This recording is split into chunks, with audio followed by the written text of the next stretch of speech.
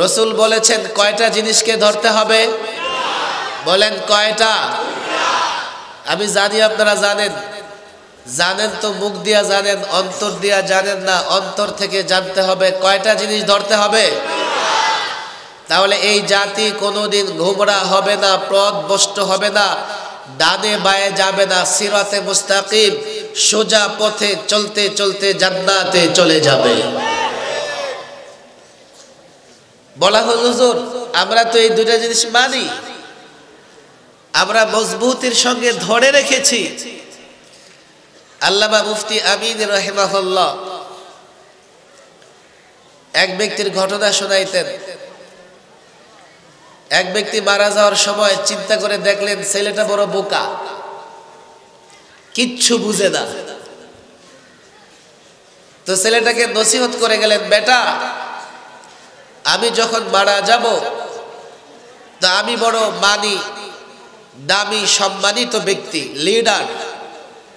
আমার ইন্তেকালের পরে অনেক মানুষ বাড়িতে আসবে, আমার ভয় হয় তুমি তাদেরকে যথাযথ সম্মান বা মেহমানদারি করতে পারবে না। তবে কয়েকটা কথা বলে যাই, এই কথাগুলোর উপর আমল করার চেষ্টা করবে। এক, তারা যখন আসবে বাড়িতে তো নরম নরম কথা বলবে, শক্ত কথা বলবে না। মিঠা মিঠা কথা বলবে, নরম নরম মিঠা মিঠা মিষ্টি কথা বলে না অনেকে। তাদেরকে উঁচা জায়গায় বসাবে আর দামি খাবার তাদেরকে খাইতে দেবে।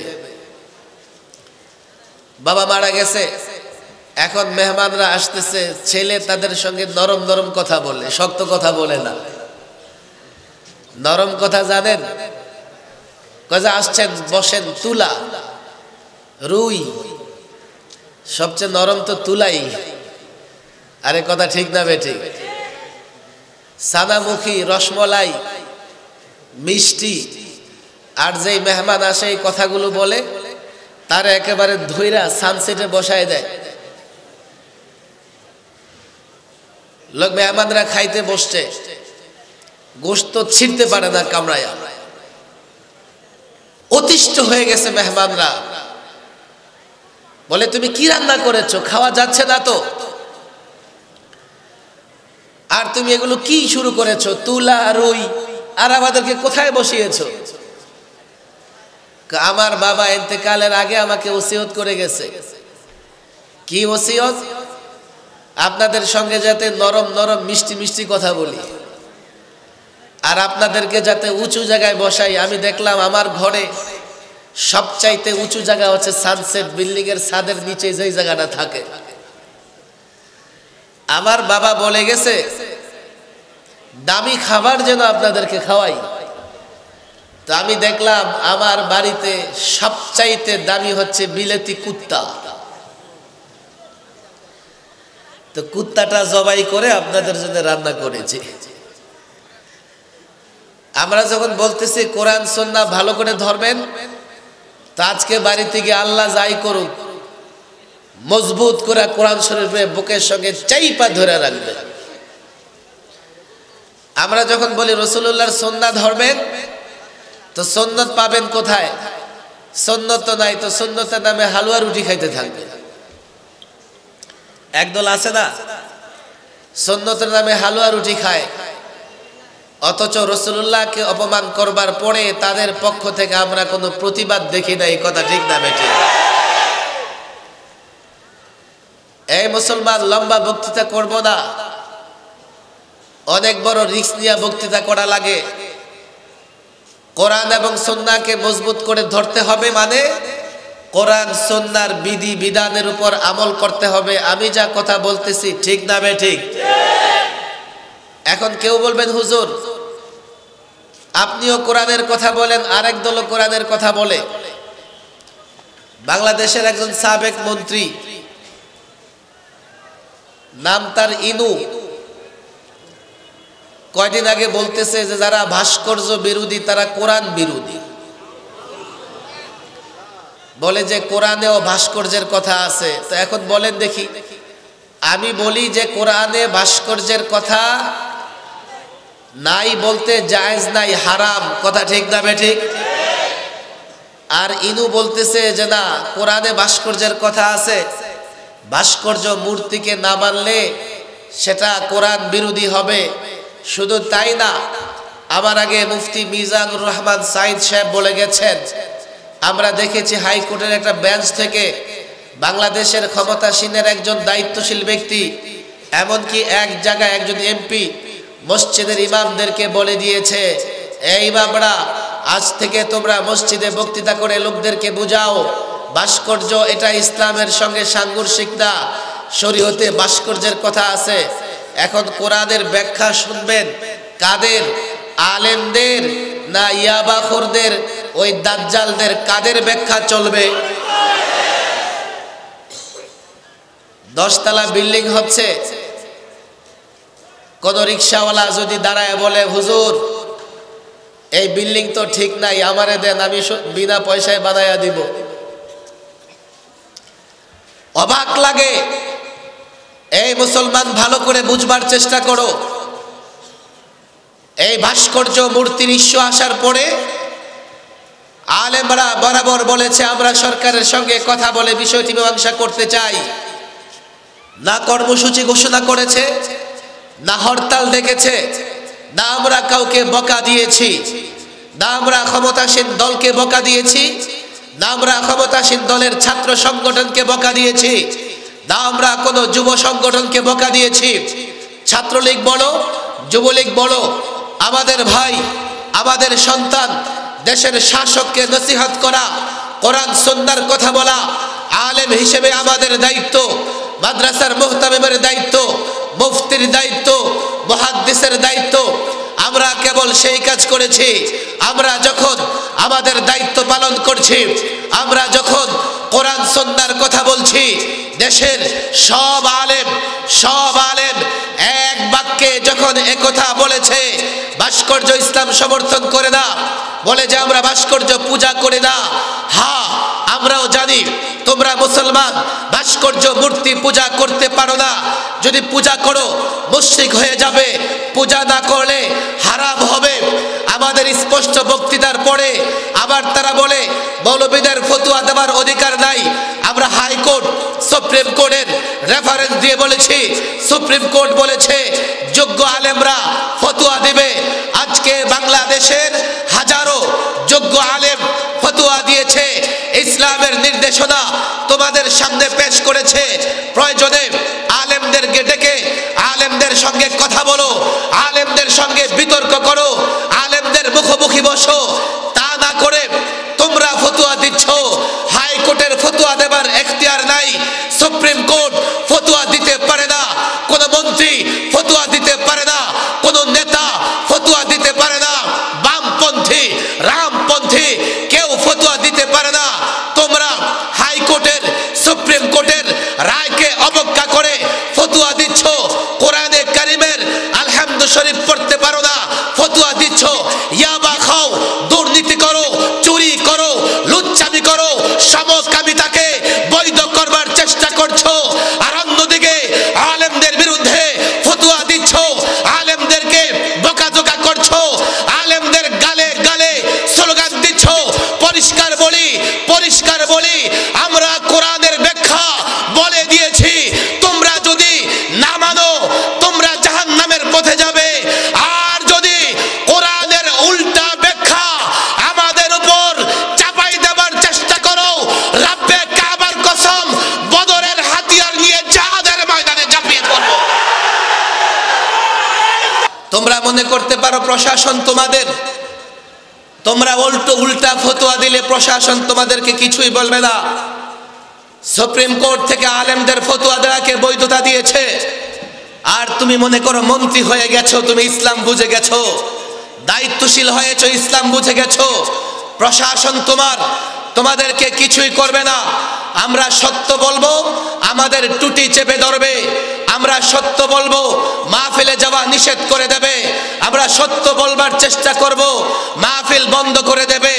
আর তোমরা মনে করেছো আমাদের টুটি চেপে ধরে মাহফিল মাহফিল বন্ধ করে সত্য বলা থেকে বিরত রাখবে।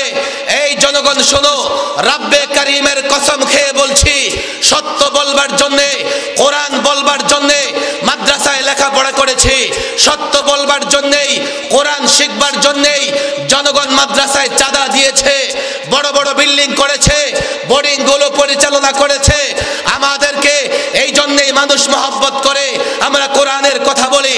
আমাদেরকে এই জন্যেই মানুষ স্নেহ করে, সালাম দেয়, আমরা কোরআন সুন্নাহর কথা বলি। তোমরা নারাজ হতে পারো, তোমাদের প্রশাসন নারাজ হতে পারে, সরকার নারাজ হতে পারে, ইহুদি নারাজ হতে পারে, খ্রিস্টান নারাজ হতে পারে, বামপন্থী, রামপন্থী, উগ্রবাদীরা নারাজ হতে পারে।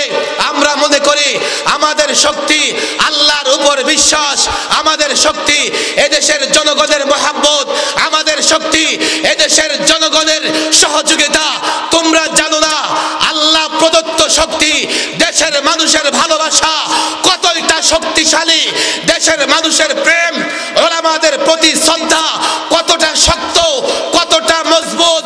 যদি বাড়াবাড়ি করো, রব্বে কাবার কসম করে বলি, এই দেশ এতটা উত্তপ্ত হবে, এই দেশ এতটা গরম হবে, বাংলাদেশের মাটিতে তোমরা পা রাখতে পারবে না।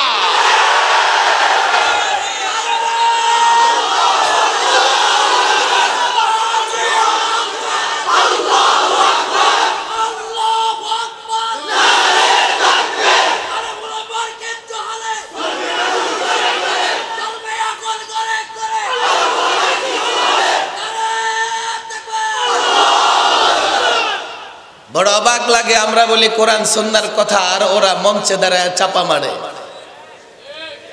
আমি তো বারবার বলেছি, আমাদের কথা বিশ্বাস হয় না। বাংলাদেশের যে 50 জন মৌলবীদের তোমরা বিশ্বাস করো, তাদেরকে একত্রে করো। বলা হয় যে আপনারা তো দেশের রাষ্ট্রদ্রোহী, আপনারা বঙ্গবন্ধুর সম্মান করেন না। আরে সম্মান কোনটা বলে এটা বুঝার মতো যোগ্যতা তোমাদের নাই। একজন মুসলিম নেতাকে মূর্তি বানিয়ে সম্মান করা যায় না।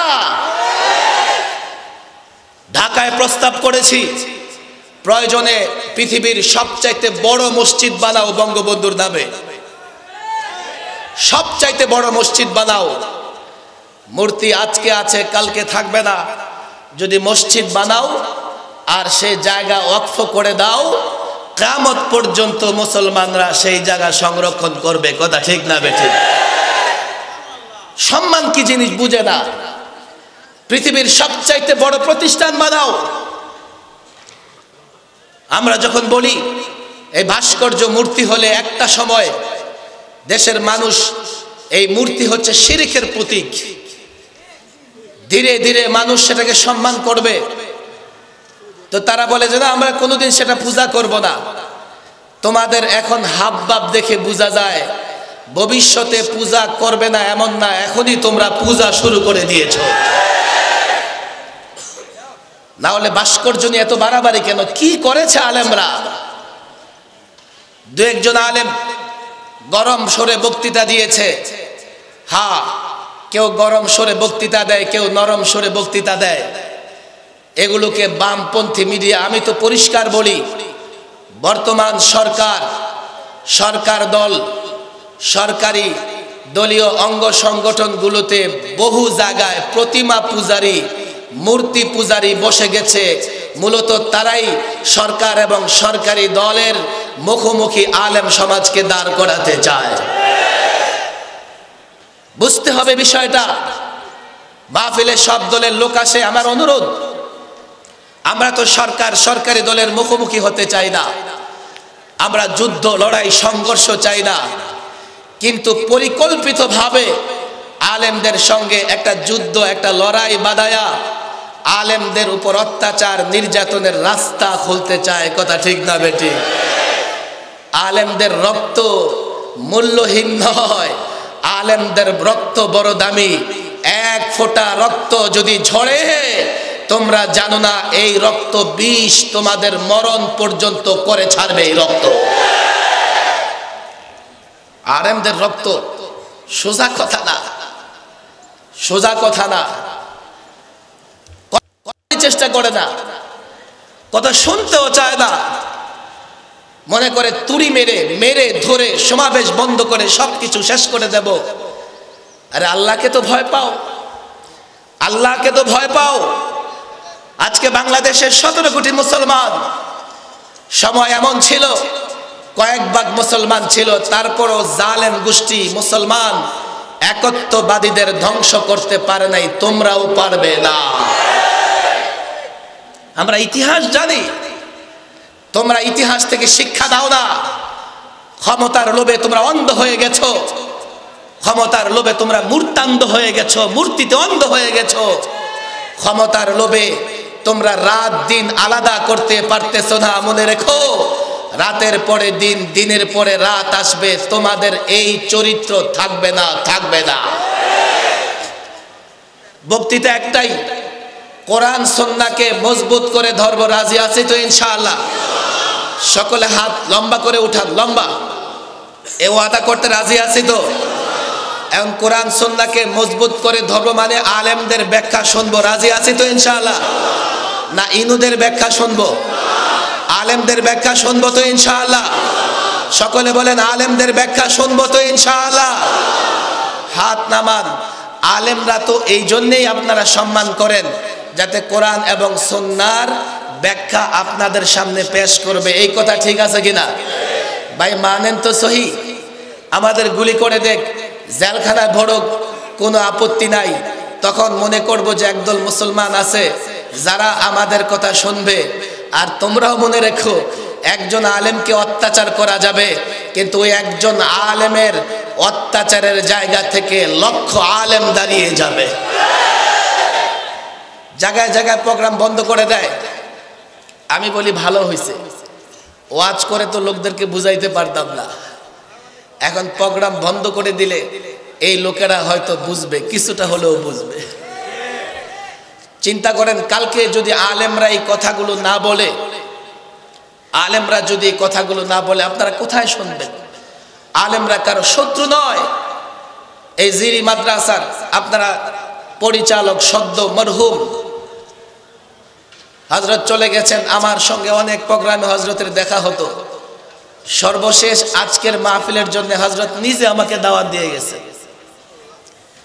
কালকে যখন ঢাকা থেকে রওনা হই, আমার মনে হইতেছিল এই অবস্থায় যাব না যাব না, যাব কি যাব না। পরে মনে পড়লো হযরত মরহুম নিজে আমাকে দাওয়াত দিয়ে গেছেন, যত প্রতিকূল অবস্থা হোক না কেন আমি যাব ইনশাআল্লাহ, সেখানে পৌঁছবই। তাকদিরে যা আছে এর ব্যতিক্রম হবে না। এই মাদ্রাসা, এই মাদ্রাসার আসাতিজা একরাম, ছাত্ররা কারো দুশমন? বলেন কারো দুশমন? আমরা কোরআন সুন্নাহর কথা বললে তোমরা আমাদেরকে দুশমন কেন মনে করো? আমরা কোরআন সুন্নাহর কথা বললে তোমরা আমাদেরকে প্রতিপক্ষ বানিয়ে, তাও আবার রাজনৈতিক প্রতিপক্ষ। আরে ওলামা একরাম কারো রাজনৈতিক প্রতিপক্ষ নয়। তোমরা ওলামা একরামকে রাজনৈতিক প্রতিপক্ষ বানিয়ে লড়াই করলে ভুল করবে, ভুল করবে। এই ভুলের মাসুল তোমরা দিতে পারবে না। কথা ঠিক না বেঠিক? এই ওয়াদা আজকে পাক্কা তো? এখন ওলামা একরাম যদি কোরআন সুন্নাহর কথা বলে লড়াইয়ের ময়দানে যায়, যাইতে রাজি আছেন ইনশাআল্লাহ? লড়াই লড়াই লড়াই চাই, লড়াই লাগলে আমি নাই। আলেমদের সঙ্গে থাকবেন তো ইনশাআল্লাহ? দুর্বল আওয়াজে চলবে না, থাকবেন তো ইনশাআল্লাহ? যদি শহীদ হয়, আগে আলেমরা শহীদ হবে, আপনারা পিছে থাকবেন। রাজি আছেন তো? শহীদ হলে আগে মাদ্রাসার ছাত্ররা শহীদ হবে, আপনাদের রক্ত দিতে হবে না, আপনাদের আমরাই রক্ত দেব। আমরা চাই যে পিছন থেকে আপনারা আঘাত করবেন না। আলেমদের সঙ্গে পিছনে থাকতে রাজি আছেন তো ইনশাআল্লাহ? থাকবেন তো ইনশাআল্লাহ? আমি লম্বা আলোচনা করব না। মোহতামিম সাহেব আমাকে বলে গেছেন কেউ উঠবেন না। 2-4 মিনিটে আমি আমার আলোচনা শেষ করব। যে এই মাদ্রাসার অনেক প্রয়োজন আছে। আমি 2-4 ঘন্টা কথা বলতে পারি, আপনারা শুনবেন। কিন্তু এই দ্বীনের দুর্গ, ইসলামের এই দুর্গ, এই মাদ্রাসাগুলো প্রতিষ্ঠিত থাকুক আপনারা চান তো ইনশাআল্লাহ? চান কিনা বলেন? আরো জোরে বলেন চান কিনা? দেখেন, এখন মাদ্রাসাগুলোর বিরুদ্ধে নানা রকমের অভিযোগ তুলছে। এটা আপনাদেরকে বলি, এর আগে আপনারা আমার বলেন, আমরা টেলিভিশনে যা দেখি সব সত্য? মনে হয়েছে সত্য? টেলিভিশনের নাটক সত্য? সিনেমা সত্য? টেলিভিশনের প্রেম ভালোবাসা, স্বামী স্ত্রী, টেলিভিশনের মা বাবা আওয়াজ করেন, টেলিভিশনের ধনী, টেলিভিশনের ক্ষমতাসীন, টেলিভিশনের পুলিশ, টেলিভিশনের মাইল, সত্য না মিথ্যা? টেলিভিশনের কান্না, আরে বলেন কান্না? আচ্ছা, সব হলো মিথ্যা। আর এই কোরআনে যা আছে, মাদ্রাসায় যা পড়ানো হয় সব সত্য। কথা ঠিক না বেঠিক? তবে যুবকরা বলতে পারে, হুজুর টেলিভিশনে যে সুন্দরী সুন্দরী নারী দেখা যায় এটা সত্য? একেবারে চোখের পলক পড়ে না, চোখ দুটা বড় কইরা টম এন্ড জেরির মতো টেলিভিশনের দিকে তাকায় থাকে। কথা ঠিক না বেঠিক? টেলিভিশনের সুন্দর এটাও সত্য না মিথ্যা? কথা ঠিক না বেঠিক? আপনি কেমনে জানলেন? আমি বলবো কেমনে জানি? আমি মাঝে মধ্যে টেলিভিশন প্রোগ্রামে যাই না? আরে বলেন যাই কিনা? একবার আবুধাবি থেকে ঢাকায় আসবো, ফ্লাইটে উঠার পরে দেখি পুরা ফ্লাইটে গন্ডগোল। বললাম কেবিন ক্রুকে, কি হয়েছে? কইছে হুজুর জানেন না, বাংলাদেশের 70 জন স্টার সেলিব্রিটি আজকে আমাদের ফ্লাইটে। ওরা দুবাইতে গেছে একটা সিনেমার শুটিং এর জন্য। আমি বললাম আল্লাহ মাফ করুক, কোন গজব জানি আজকে এই প্লেনে আসে। ওদের মধ্যে অনেকে আবার আমার ভক্ত, আমারে চেনে, দৌড়ে এসে হুজুর কেমন আছেন মুফতি সাহেব। একজন দৌড়ে আসছে, ওই আবার আমার সাথে টক শোতেও ছিল। এখন একজন আরেকজনকে পরিচয় করাই দিতেছে, ওমকে চিনেন না? দুই একজনের চেহারা দেখে এমন মনে হলো, হায় রে যুবক, টেলিভিশনের পর্দায় দেখা যাদের জন্য পাগল হয়ে যাও, সামনাসামনি দেখলে থুতু দিতেও ঘৃণা লাগতো। একদিকে টেলিভিশন, কিছু মিডিয়া বাংলাদেশের পরিকল্পিতভাবে এই মাদ্রাসা আলেম ওলামাদের বিরুদ্ধে অবস্থান নিয়েছে। কথা ঠিক না বেঠিক? কালকে দেখলাম এক মিডিয়ায়, আপনাদের কষ্ট হচ্ছে না তো? এগুলো বোঝা দরকার যে হুজুর ভাস্কর্য থাকলে মানুষ কদিন পরে মূর্তি পূজা করবে। তো মানুষ তো সূর্য পূজাও করত, চন্দ্র পূজাও করত, আগুন পূজাও করত। তো সূর্য, চন্দ্র, আগুন এগুলো কি আপনারা ধ্বংস করে দিবেন? তাহলে ভাস্কর্য ধ্বংস করবেন কেন? আরেক দল বেরোছে, হুজুর আপনারা তো মোবাইলে ছবি উঠান, তো ভাস্কর্য থাকলে সমস্যা কি? আপনারা মোবাইলে ছবি উঠান না? আচ্ছা আপনারা বলেন, একটা কাগজের ছবি আজ ভাস্কর্য, দুইটাকে দেখতে একরকম লাগে? আরো জোরে বলেন, একসাথে একরকম লাগে? আমি বললাম তোমরা দুইটার দিকে তাকায় দেখো দুইটা একরকম কিনা, এরপর আমাকে প্রশ্ন করো।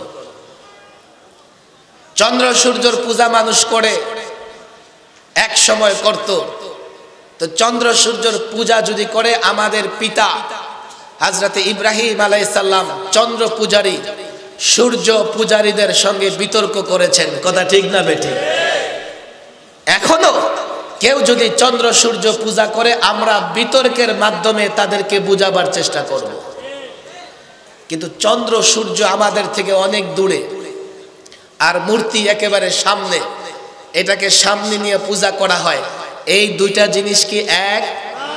মূর্তি চাইলেই সরায় দেওয়া যাবে, চন্দ্র সূর্য চাইলে কি সরানো যাবে?